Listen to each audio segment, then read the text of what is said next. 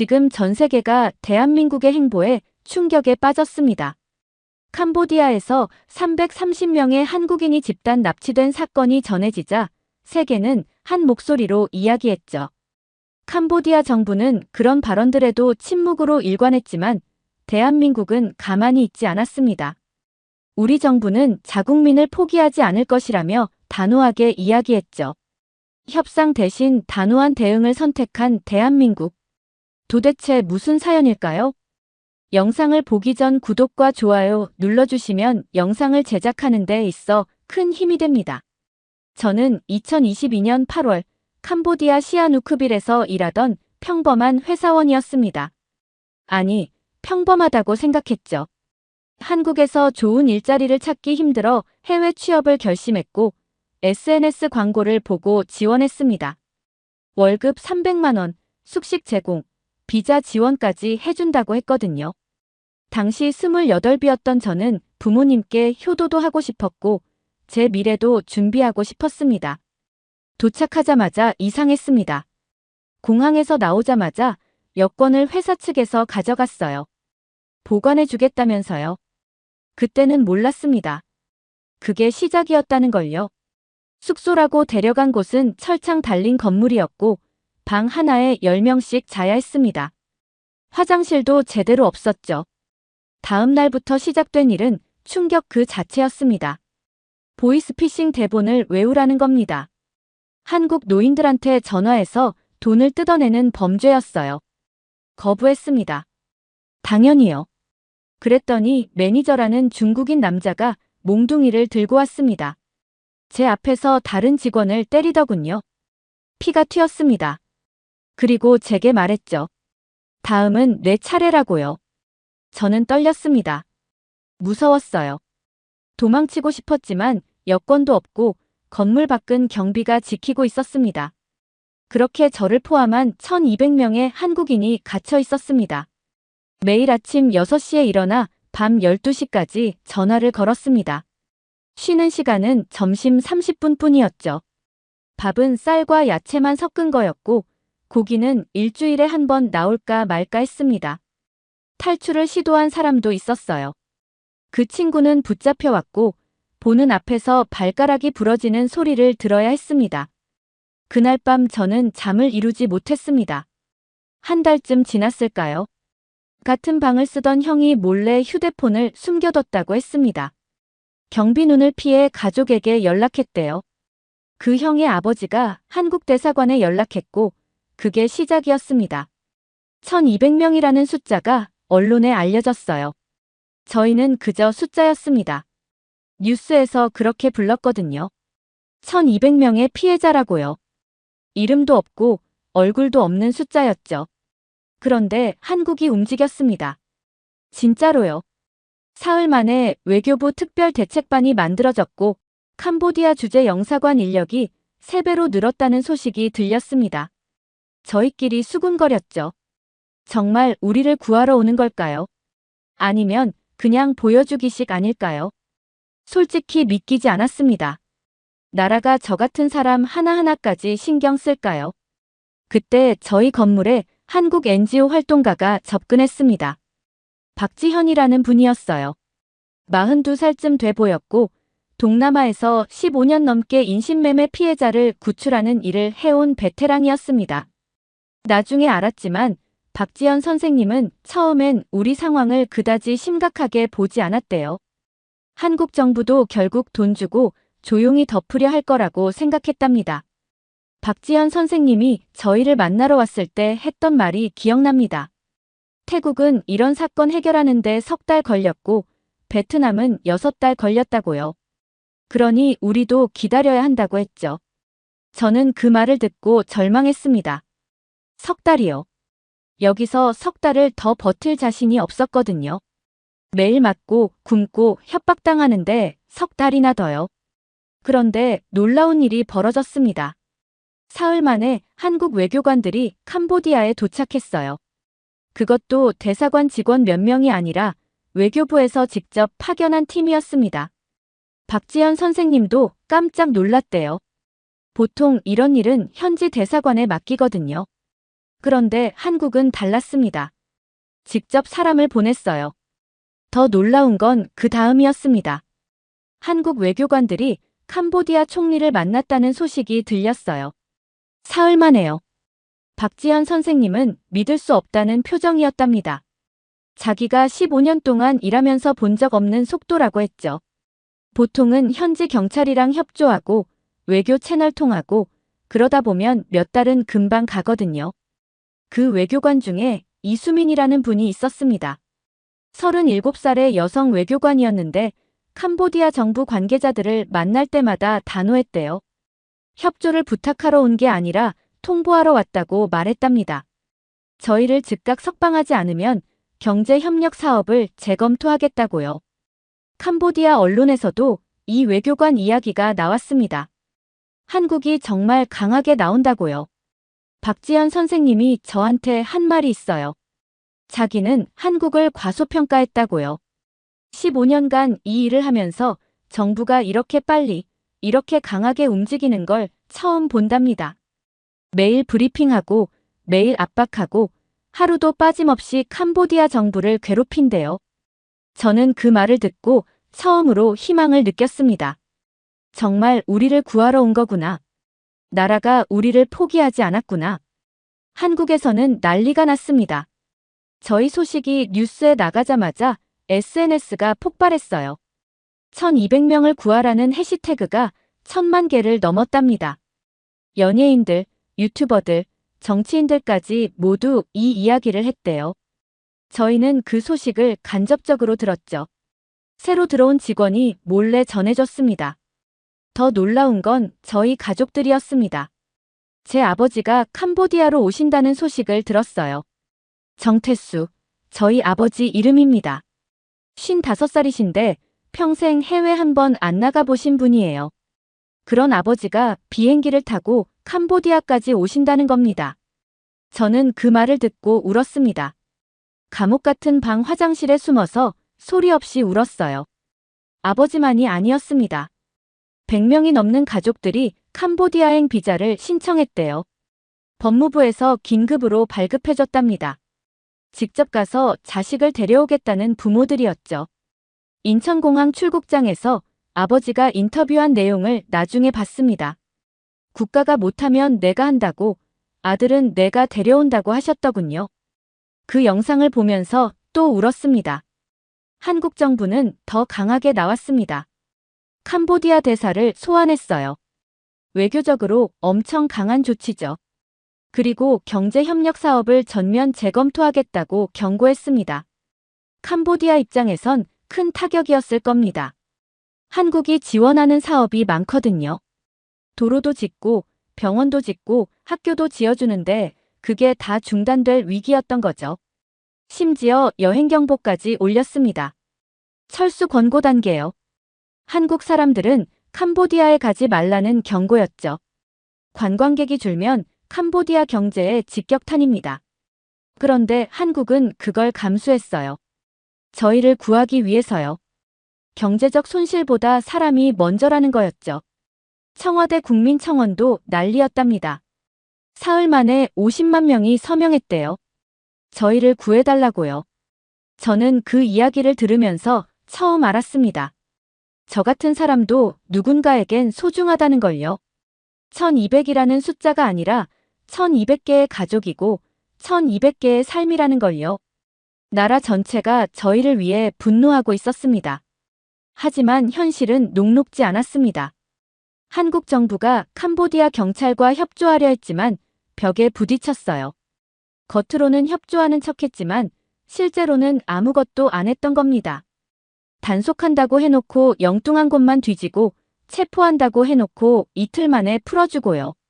나중에 알고 보니 경찰 간부 몇 명이 중국 범죄 조직한테 돈을 받고 있었습니다. 한국 외교관들도 이상하다고 느꼈대요. 정보를 줘도 제대로 된 결과가 안 나오니까요. 그래서 방법을 바꿨습니다. 캄보디아 정부는 명분 쌓기용으로만 상대하고 실제 구출은 독자적으로 준비하기로 한 거죠. 그때부터 한국 정부는 현지에서 독자 정보망을 만들기 시작했습니다. 그 과정에서 김철호라는 분을 만났대요. 탈북자 출신 브로커였습니다. 47살이었고 캄보디아에서 10년 넘게 살면서 이쪽 세계를 다 꿰뚫고 있었죠.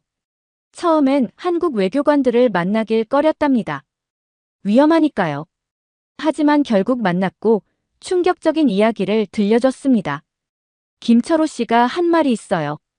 여기선 돈이 법이고 법이 범죄라고요. 경찰서장 아들이 벤츠 S클래스를 몰고 다닌대요. 월급이 $300인데 그게 가능하겠냐고요. 다 뇌물로 받은 돈이라는 겁니다. 중국 범죄 조직이 매달 $10,000씩 주고 경찰은 눈 감아주고 그렇게 돌아가는 시스템이었죠. 김철호 씨는 내부 지도를 제공했습니다. 저희 같은 피해자들이 갇혀있는 장소 5곳에 위치였어요. 저희가 있던 건물도 그중 하나였죠. 정확한 주소, 경비 인원, 출입구 위치까지 다 적혀 있었습니다. 한국 외교관들은 그 정보를 받고 본국에 보고했어요. 그때부터 분위기가 달라졌습니다. 건물 안에서도 느껴졌어요. 중국인 매니저들이 불안해하기 시작했거든요. 한국 정부가 계속 압박하니까 캄보디아 경찰도 더는 완전히 눈 감아줄 수 없었던 거죠. 형식적으로나마 단속하는 척은 해야 했으니까요. 저희는 그 틈을 노렸습니다. 탈출할 기회를 찾기 시작했죠. 한국에서는 더 큰 논쟁이 벌어지고 있었습니다. 청와대에서 국가안전보장회의가 열렸대요. 국방부 장관이 브리핑을 했답니다. 2011년 아덴만 여명작전 이후 두 번째 해외 군사작전을 검토 중이라고요. 저는 그 소식을 듣고 믿기지 않았습니다. 군대가 우리를 구하러 온다고요. 정말로요. 같은 방에 갇힌 형들도 다들 놀랐어요. 군대까지 보낸다고요. 야당에서는 반대했습니다. 주권 침해라고요. 국제법 위반이라고요.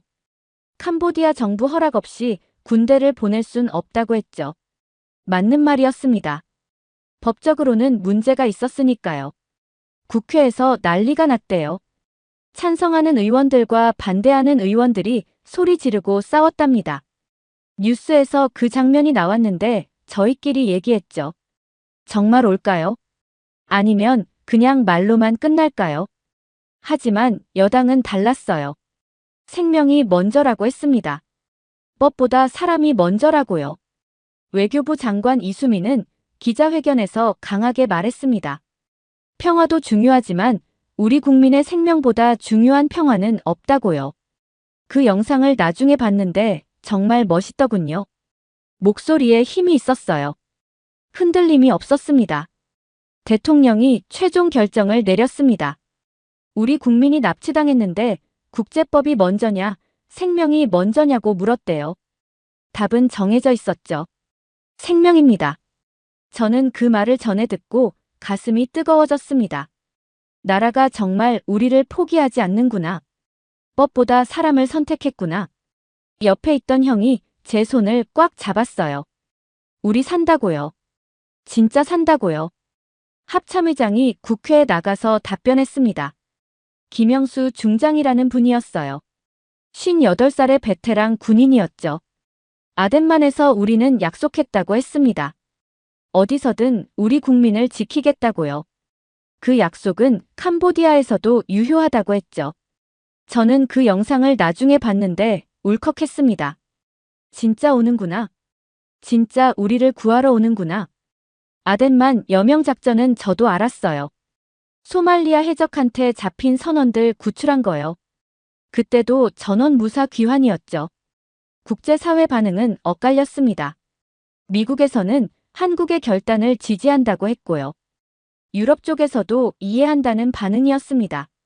하지만 중국은 달랐어요. 신중하게 처리하라고 경고했죠. 캄보디아는 중국 영향권이거든요. 중국 입장에선 한국이 자기네 뒷마당에서 군사작전 하는 게 불편했을 겁니다. 유엔에서도 논란이 됐어요. 국제법 위반 아니냐는 거였죠. 하지만 한국은 흔들리지 않았어요.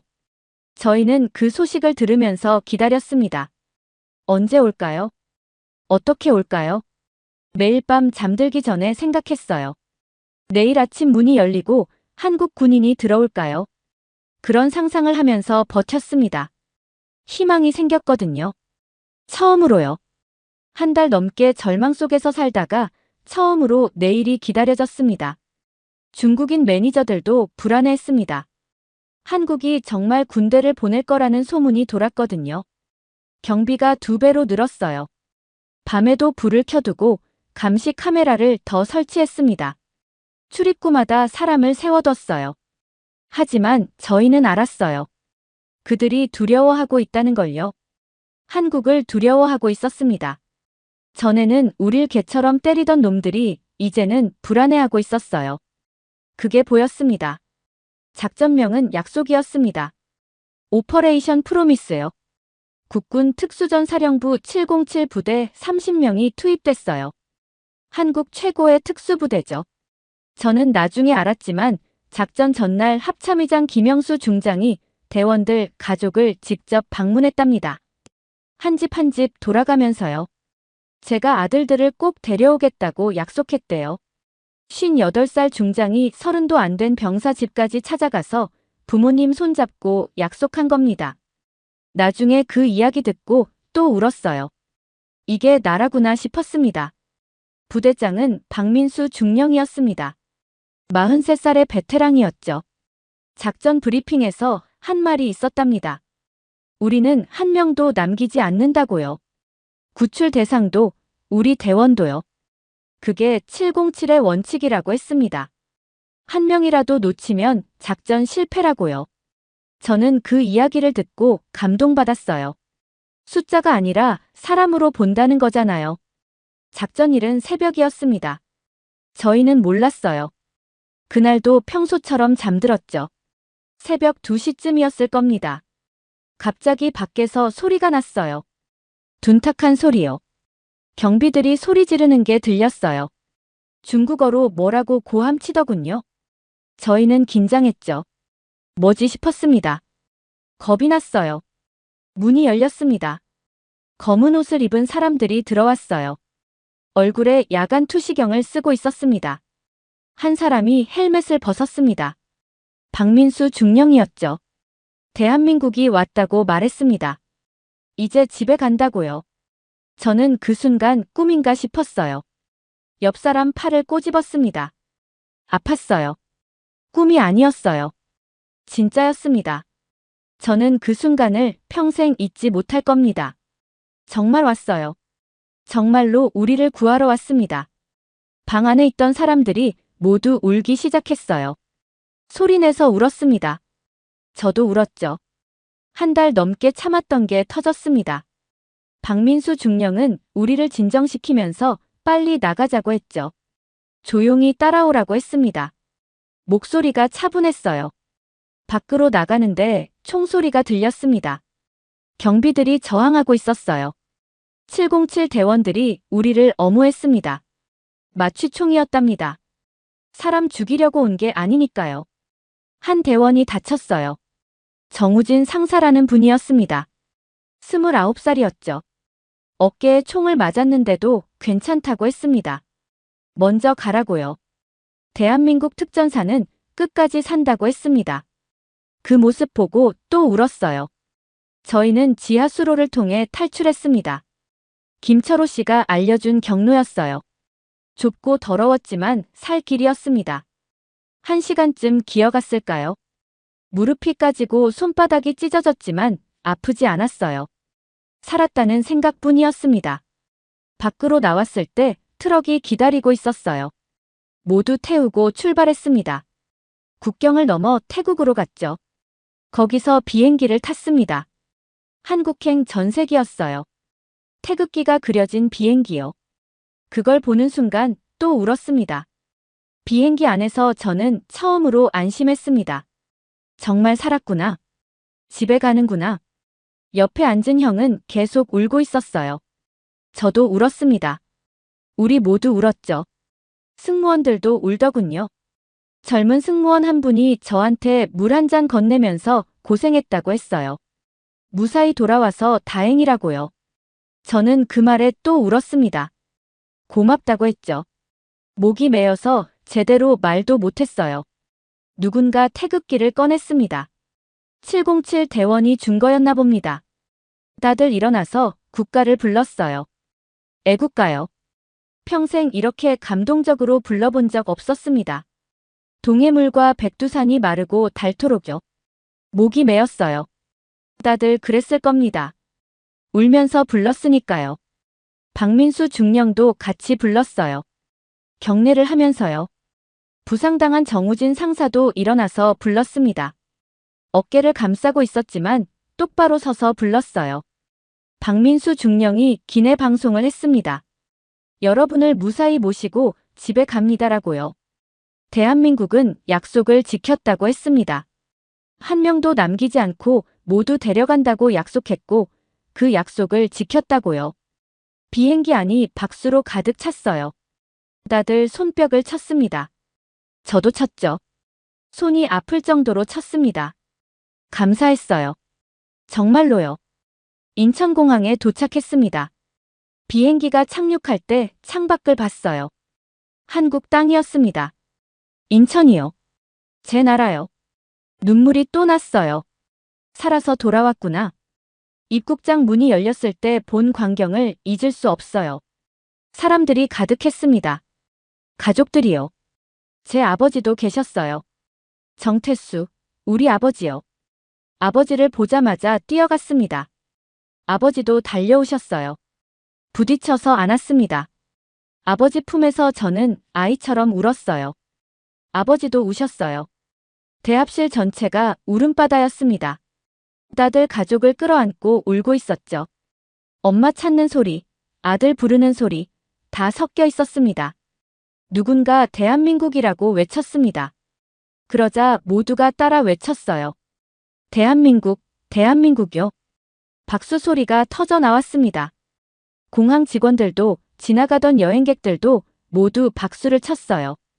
외국인들도 박수 치더군요. 무슨 일인지 몰라도 박수 쳤어요. 박지연 선생님도 와 계셨습니다. 저를 보더니 웃으시더군요. 15년간 일했지만 국가가 이렇게 움직이는 건 처음 봤다고 하셨어요. 이게 한국이라고요. 저는 그 말에 고개를 끄덕였습니다. 맞아요. 이게 한국입니다. 우리나라요. 우리를 포기하지 않은 나라요. 박지연 선생님도 우셨어요. 15년 동안 못 봤던 광경이라고 하시면서요. 뉴스에서는 우리 귀환 소식이 계속 나왔습니다. 전원 생존 귀환이라고요. 1200명 모두 무사히 돌아왔다고요. 한 명도 빠짐없이요. 기자들이 공항에 가득했어요. 카메라가 우리를 비췄습니다. 저는 카메라를 보면서 말했어요. 고맙다고요. 대한민국 고맙다고요. 그게 제가 할 수 있는 전부였습니다.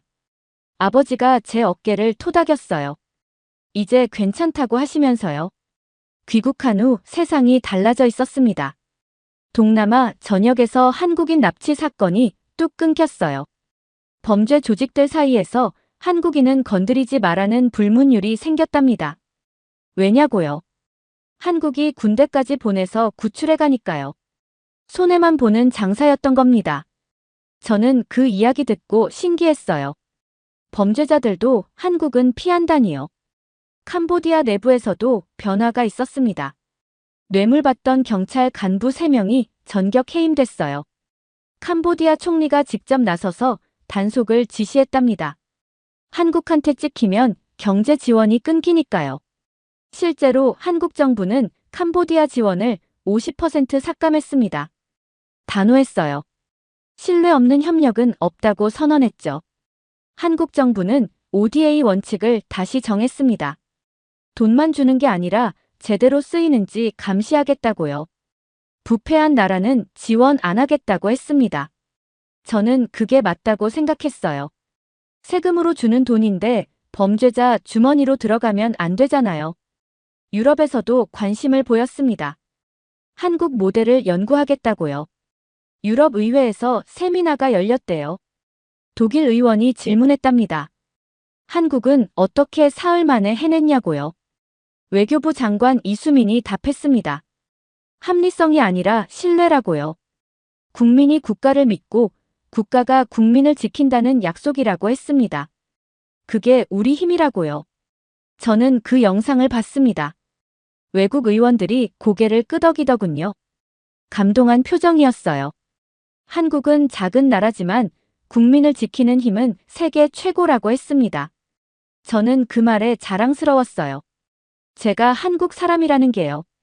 박지현 선생님이 마지막으로 저한테 한 말이 있어요.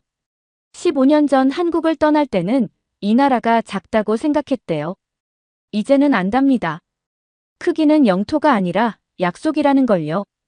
국민을 지키겠다는 약속이 나라를 크게 만든다고 했습니다. 저도 그렇게 생각해요. 지금 저는 한국에서 평범하게 살고 있습니다. 회사 다니고 친구 만나고 가족이랑 밥 먹고요. 평범한 일상이죠. 하지만 이제 압니다. 이 평범한 일상이 얼마나 소중한지요. 그리고 이 일상을 지켜주는 나라가 있다는 걸요. 대한민국이요. 저를 포기하지 않은 나라요. 1200명 모두를 포기하지 않은 나라입니다. 저는 이 나라가 자랑스럽습니다. 이번 사연은 여기까지입니다. 오늘 사연은 어떠셨나요? 오늘의 사연이 마음에 드셨다면 좋아요 한번 부탁드립니다. 여러분의 좋아요와 구독은 영상을 만드는데 큰 힘이 됩니다. 긴 영상 시청해 주셔서 감사합니다. 오늘도 행복이 넘치는 하루 되세요.